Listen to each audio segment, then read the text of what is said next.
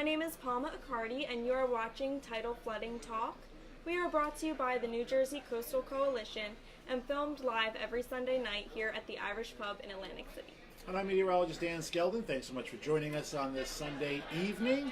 Masters played earlier. Great result with Tiger Woods winning.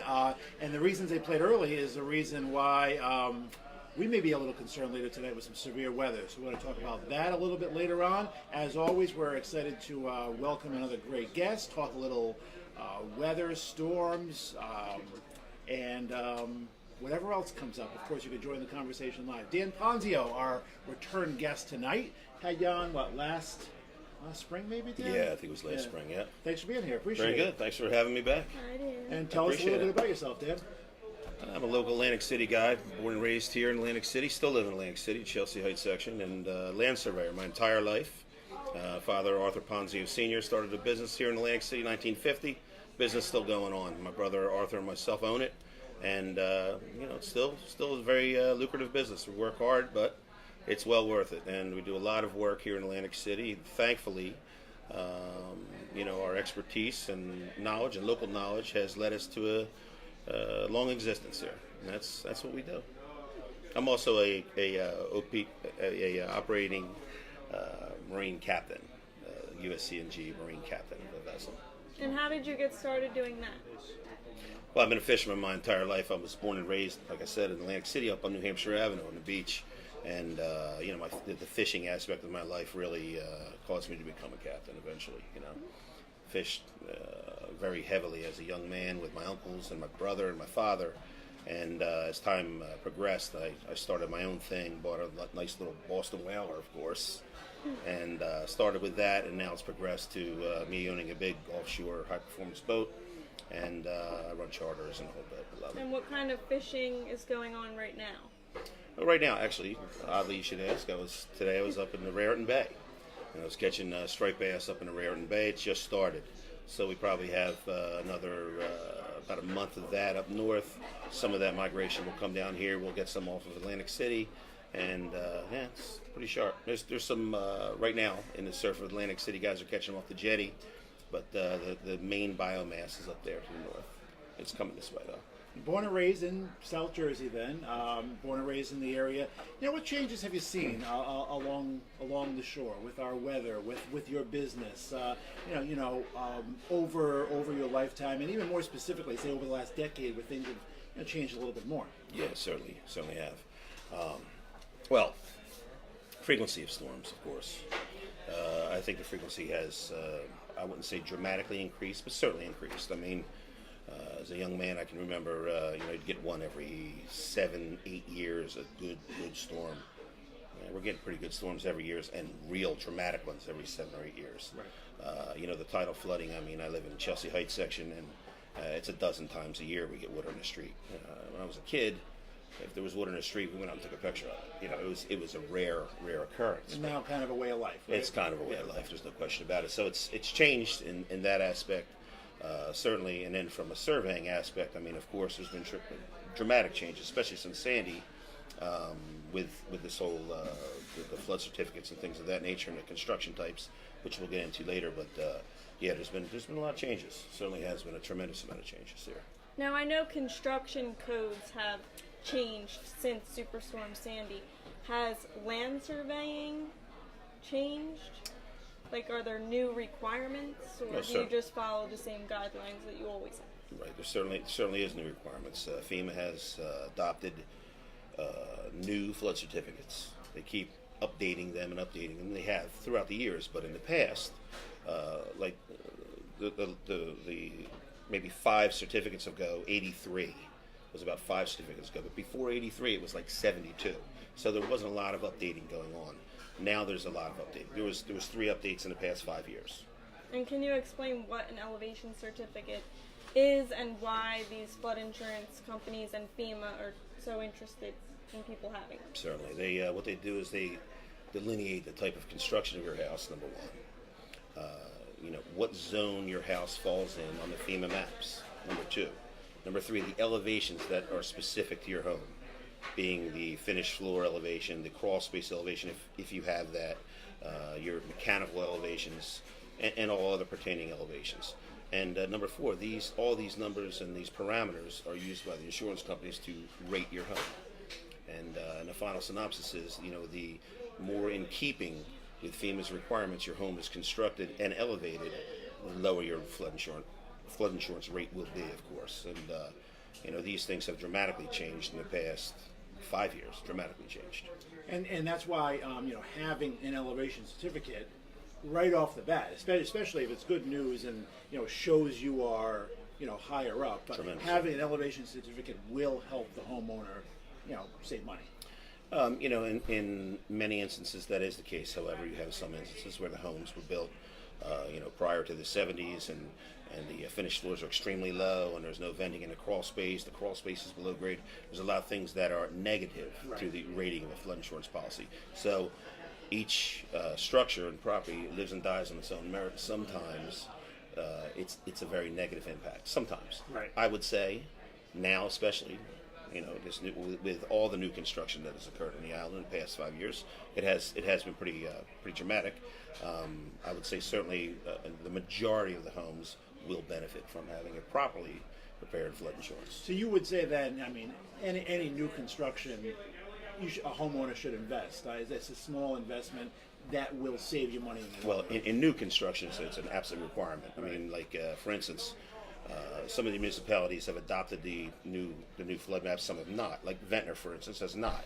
So we have to build a brand new house in Ventnor.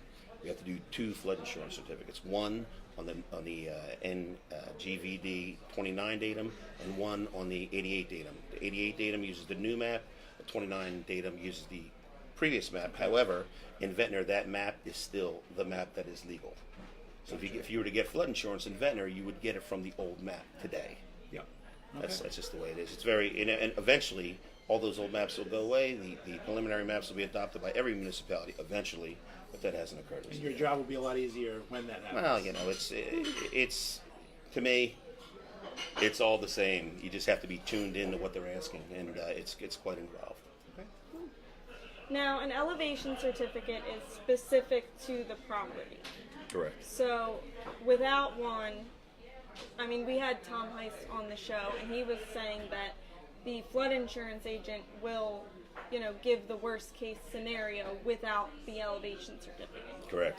So, is it worth it? How much is your elevation certificate? They're specifically like a typical home is $450. And how long is that good for? Does it just depend on if your property has changed, or? Well, the elevation certificate is prepared the date of the preparation. That's the conditions of the property. Of course, you tear down a house, you build a new house, whatever, you would need another one. But until that happens, or until if you were to ever elevate the home, any changes, add vents to the crawl space, any changes, we would have to update that certificate. Now, if the house is, of course, torn down and you build a new home, or you elevate the home, that would be a brand new certificate. But if it's the same home with added changes to help your insurance policy, such as adding the vents to the crawl space or elevating the grade inside the crawl space, because that's a big issue with many of these homes in the city, and on the island rather. The crawl space elevation is below grade outside, and when that occurs, you actually get rated as though you have a basement.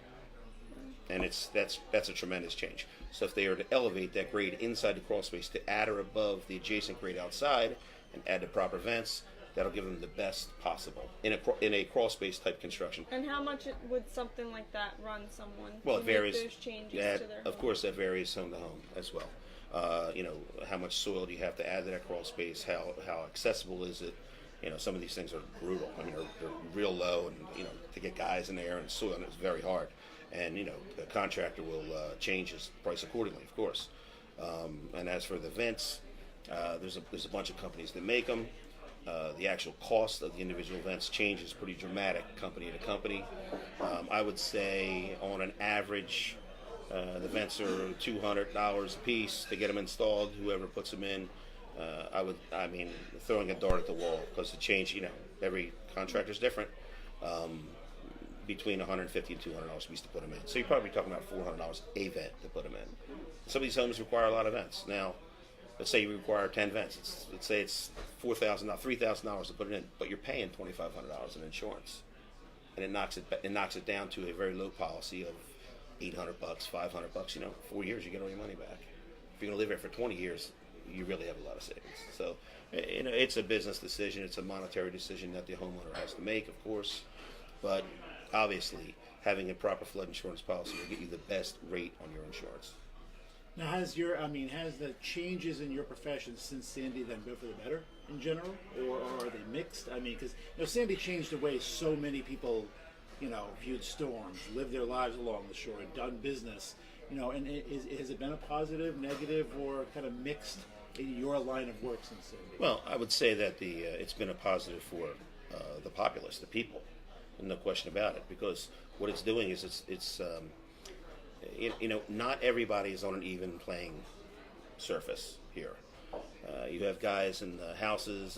Somebody owns a house and the finished floor elevation is 4.5. And you have another guy with an elevation of 15.5. Well, that guy at 15.5 with proper venting, his policy is almost nothing. It might be $400, $500 a year. He's no longer paying for the guy with the elevation 5. In the old days, these policies were kind of even. It was rare to have somebody with a $1,000 policy back, before Sandy even, just before Sandy. So these numbers, they're being prorated properly now. So I think certainly that's a positive for society, because how would you feel if you owned a house that was properly designed and properly vented, and you're actually paying for your neighbor's flood insurance in reality, because you're not going to get flooded. Right. Your house is elevated to a point where you're beyond flood, but your rate is so high compared to what it should be, and you're actually it's becoming like a blanket policy almost, and everybody's paying for it. It's that's not the right way to go, in my opinion. Okay. Now, how else does land surveying differ here within Absecon Island? Oh, okay. Well, I'll tell you, Absecon Island, we're fortunate. It was very unfortunate times in the United States during the Great Depression. But during the we're going back that we're going far, back then. that far. Okay. Yeah, we're going back, man. So it's a little rewind button here.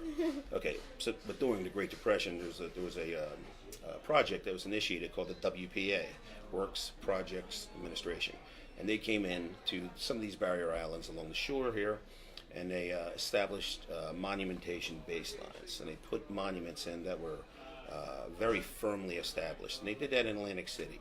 And what it did is it created a very tight, uniform grid of control networks on the island.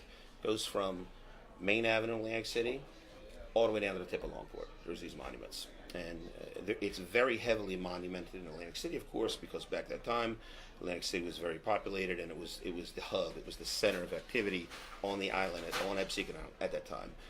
It does occur throughout Ventnor, Margate, and Longport, more sparsely through those towns and borough, but certainly not non-existent. They're still there. You're talking 1930s. They're still there today. And some of the amazing things with these monuments, specifically down Pacific Avenue, you'll get on a monument on New Jersey and Pacific Avenue. There's these little round bronze lids with a little keyway cut in them. You open up those lids. Underneath those lids, there's a bronze pin inside a concrete piling that's 27 feet deep, and there's an X cut in the top of that bronze pin. Well, if you measure from that bronze pin on New Jersey and Pacific Avenue, it's on a 4 foot by 3 foot offset, to the one on New Hampshire and Pacific Avenue, it's 1,174.00 feet is what it should be. You get the most modern surveying equipment made today. Just calibrate it, bring it out, set it up on that point, take the shot. 1,174.00 feet. Now those guys set that in the 30s with chains and chaining tables and springs and pins. I mean, the amount of work required to have that level of precision back then is just, it's beyond capability of anybody today, to be quite honest with you. I don't know anybody that could do it, including myself. That degree of accuracy, it's just unbelievable. But they did it, and that information travels all the way down to Albany Avenue, and it's really that good. I mean, are there some of them that are off a hair here and there? Yeah, but I have to be honest with you. I think most of that was caused by construction during the years. New sidewalk goes in and hit itself. Having said that, this city is well established monumentation-wise, and that is a godsend.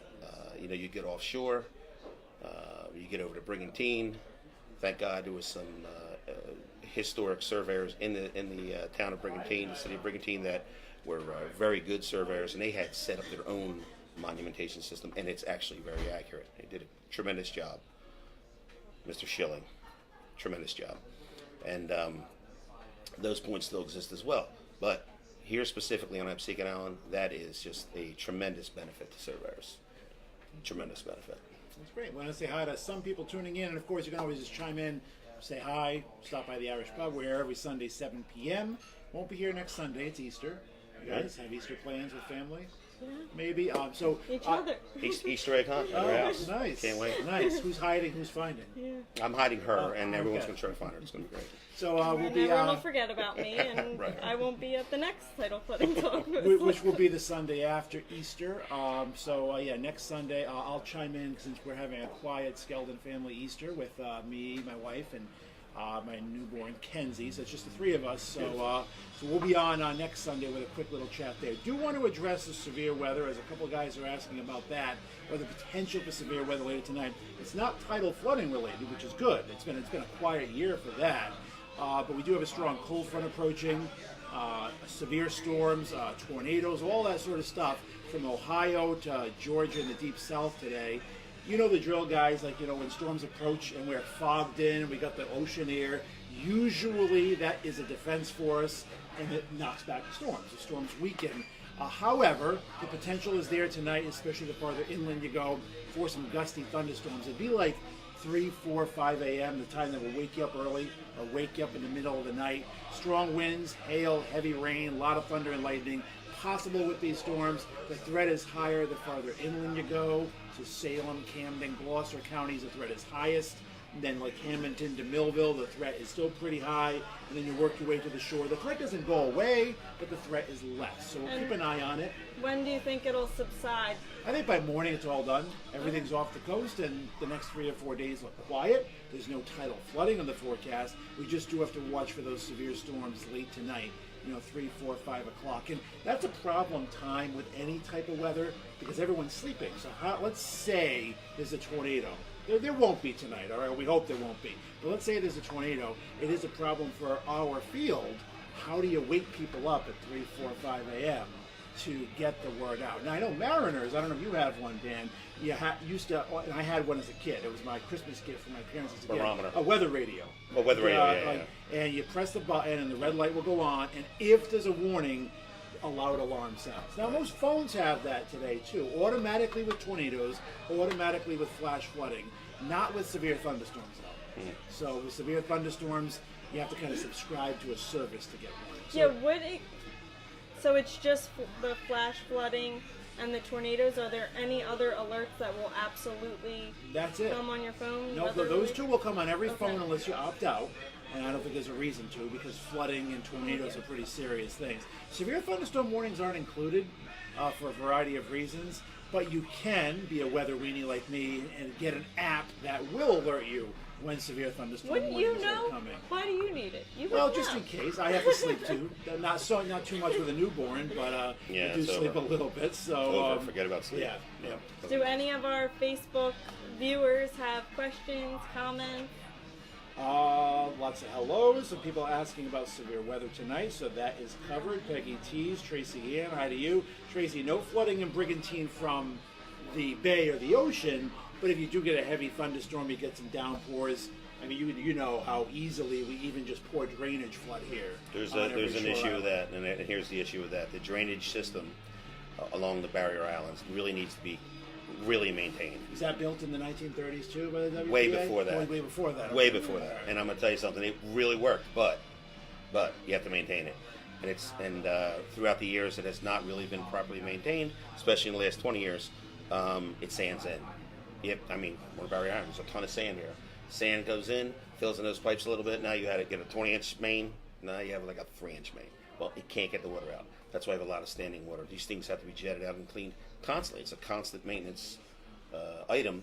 And if it's not really addressed properly, you have the issues that we have. And you'll see, sometimes in Atlantic City, heavy downpours. You get on these street ends, these boardwalk ends. It's a lot of water, and that's why. Right. and it makes matters worse sometimes too, where you have tidal flooding Yeah. and you have poor drainage, heavy rain. It just kind of compounds the situation. Of course, because So- now our drainage system, every drop of water that hits the street in Atlantic City goes into a system, a bunch of pipes, draws into these giant vaults that are underneath the ground. They're tremendously big. You can actually put a small rowboat down them. That's how big they are. And they dump out into the bay or they dump out into the ocean. You see these outfall pipes going out into the ocean. That's what they're doing. Stormwater is running out of those pipes and falling into the ocean. Now, how do minor and major coastal storms affect fishing in the area? Okay. Well, they do. They certainly do. I mean, obviously, runoff from these huge storms, you get tremendous rain and the pollutants that are on. As I just pointed out, every drop of water that hits the ground finds its way into an inlet. Those inlets go through the pipes. They come out of the pipes. They get dumped out into the ocean. So you have all this pollutant water going into the ocean. I mean, of course, cars drop of oil goes, everything. Anything that's on the ground eventually finds its way to the ocean. So that's number one. Number two, certainly with the influx of heavy wave action on the beach, you have erosion. Pulls the sand out, causes the sand to cover up natural habitats. Like the end of Steel Pier used to be a tremendous fishing location. The old pier had been demolished. A lot of the debris was on the bottom. All kind of growth. This natural habitat was formed from the smallest invertebrate all the way up to tremendous trophy-sized striped bass fish. But throughout the years, with the sand changes from storms and from the beach replenishment program, these areas have been covered up, and it has adversely affected fishing big time. That's on the ocean front. In the Back Bay, Superstorm Sandy caused many issues in the Back Bay. It caused channel changes and shoaling, a lot of that in the Back Bay, and that definitely adversely affected both the crabbing and the clamming tremendously back here. So you had recreational effects in the Back Bay and commercial effects as well as commercial crabbers and clammers back there. That their harvest has been adversely affected because of that. And that continues now. Yeah, I mean, it's when you have a storm of that magnitude, you're talking about a tremendous influx of water going into that bay, and it really caused a lot of issues. And there's a long cycle around that. I mean, there's tremendous outs, tide going out, ebbs, and tremendous floods coming in for 4 or 5 cycles around that storm, and all that influx of water. Changed the silts, changed everything, and it really, those ecosystems are very fragile, and when they get impacted to that degree, certainly they're going to be adversely affected, and it really hasn't bounced 100% back yet. The bay fishing is, I'd say, fair at best now here, whereas in the past it was really tremendous before Sandy. I mean, I had tremendous success in the bay in the back of the days. Right then, Justin asks, what are your thoughts on a no wake law for cars? We have them, for mariners and that when they come across sensitive zones. But and I've had neighbors in Ocean City actually hold signs like slow down, like when there's flood waters in front of their house and they're kind of teetering on the edge of going in, and a car going by very fast will spread a little bit of that water into their home or whatnot. Is that something that can be implemented, should be implemented? That's a good what are your question. thoughts? It is a great question, actually. I'll tell you, that is really a problem. I see it myself a lot in Chelsea Heights. I live on South Boulevard Avenue. It floods quite often, and there was situations where there was vehicles that went down that street when there was severe flooding. As a matter of fact, one time it was during Sandy. It was during the daytime Sandy, the first cycle, which wasn't that deep, but there was still a considerable amount of water. And this army vehicle went down the street, and it caused a tremendous wave. And that wave actually caved in a couple garage doors. I mean, that's how much of an impact it was. I mean, certainly, it's kind of a common sense thing that people evidently don't have today. Because I mean, it does happen all the time. I mean, you shouldn't be driving through flood waters to begin with. You're destroying your car. Especially ones where you would leave a wake. I mean, so you shouldn't be there to begin with. But how many times do we see cars, driving right through, thinking, especially people, I drive an SUV. I mean, people think, we're higher up off the ground, we're fine. And so many times they're the ones that get stuck out there. Oh, absolutely. I mean, you have this invulnerability clause in their mind there, Right. and it's not the case. I mean, it's certainly, regardless of what vehicle you have, your undercarriage is going to get destroyed by the salt water. I mean, it just eats up everything. And Right. It's just common sense, but like I said, evidently there's a vacuum. Sometimes there is. Yes. Let's see. A couple other people commenting on the severe weather too. So Justin, great question. Dan, great answer. Thank you for asking. There are tornado watches to our west right now. Nothing in New Jersey. There's a tornado warning. The closest one I could find is like Erie, PA. So the threat of an isolated tornado is there tonight the farther inland you go. Isolated being the key word. But yeah, everyone's under the gun for a line of showers and storms. Not everyone gets a severe storm, but 2 to 6 a.m. is your window. A little earlier in Pennsylvania, Maryland, Delaware, last along the shore, but they should be offshore by morning. So Liz Toller, hopefully that is your update on that. Marie, Vicky, Peggy, Stephanie Turner, nice to have you guys on as well. Asbury Harris Sr., Juliana Haslam, Brad Clark, Vicky Lacombe. Mike Chase says, "What's up, Uncle Dan? Not you, Skeldon. I'm talking to the pond." So Mike Chase. That's Mike Chait. Yeah, that's a definite Mike Chait line right there. Yes, it is. So, How you doing, Mike? and that wraps up our questions and comments. Again, guys, Tidal Flooding Talk brought to you by the New Jersey Coastal Coalition. Every Sunday, I would say most Sundays, we are here. I don't know if you guys caught, we were in Trenton on Friday, and we'll be bringing you more of these special edition Tidal Flooding Talks as they pop up. But talked to the Insurance Council in New Jersey, had a very informative talk. That one's archived as well. And appreciate you guys chiming in on that one. You guys can always come down here to the pub. We are here every most Sundays. Again, next Sunday we are off, and then we'll be back here on the 26th. Now, if people are interested in learning more about elevation certificates or your other surveying work, how can they get in touch with your company? Okay, that's myself and my brother Arthur own Arthur Ponzio Company Associates in Atlantic City here. Phone number 609-344-8194. You can call me up and ask me anything you want to know about these flood certificates, and like I said, we prepare them. That's what we do every day. Do you also give advice too? Like if Absolutely. if you see a house and you prepare an elevation certificate, would you tell the homeowner, "I suggest you do this before we submit this to your..." Part of our service, no question about Okay. it. We do a flood certificate, and we see deficiencies in that flood certificate. I will do the calculations necessary to determine how many vents you need, whether or not you need to put fill in your crawl space, anything pertaining to decreasing your cost of your flood insurance and increasing your resistance to being flooded. Certainly there's the raising of the mechanicals. I mean, that's a biggie. These flood insurance companies have really hit that hard as of lately because that's a big cost. You have your air conditioning system down low, you have your ductwork down low, your heater down low, and you get a flood, doesn't touch the finished floor of your house, but destroys the entire system.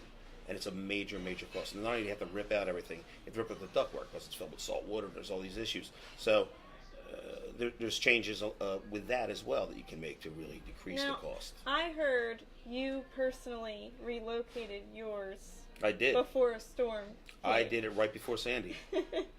Right before Sandy. Now, how did that work? Well, the house that I live in right now in Chelsea Heights, my father built in 1985. And in 1985, as we pointed out earlier in this conversation here, the impacts and the frequency of storms was certainly much less than it is now. We did have Gloria in '85. That was kind of the last bad one, and that one wasn't that bad. Wasn't that bad at all. It actually stayed off the coast. Yeah. And I mean, the elevation was nothing. Anyway. Now, before you tell this story, should we say don't try this at home? Is it one of those stories? No, you actually do this to your home. That's what you should say. But personally, or should you possibly hire like a professional? Well, yeah. I mean, have somebody Okay. certainly, able to do this job. Okay. I knew the elevations where my house was, and I was like, I'm moving that condenser. I have to move that condenser. And I mean, it wasn't an easy thing to do, but I did it. We chopped everything out. I bought a new condenser, raised everything up. I put it at about 1.5 feet above base flood elevation, and thankfully I did that because it was about 1 foot out of the water when Sandy hit. And that condenser is still working today? That's still working today. Very nice. Yeah. Dan Ponzio, our guest this week. Dan, thank you so much for joining us. Hey, listen, it was my pleasure, and my second time here. It was great. Well, of course, you will be getting an Irish Pub t-shirt. Wow, look at this. And man. thank you again for joining us. Like, I think I pointed this out the last time. All my days of drinking at the Irish pub, money kidding. All the times I've been in the Irish pub, let's put it that way. I'd never had one of these. And you guys You gave got me one two? last time? Now I have two. All right. It's tremendous.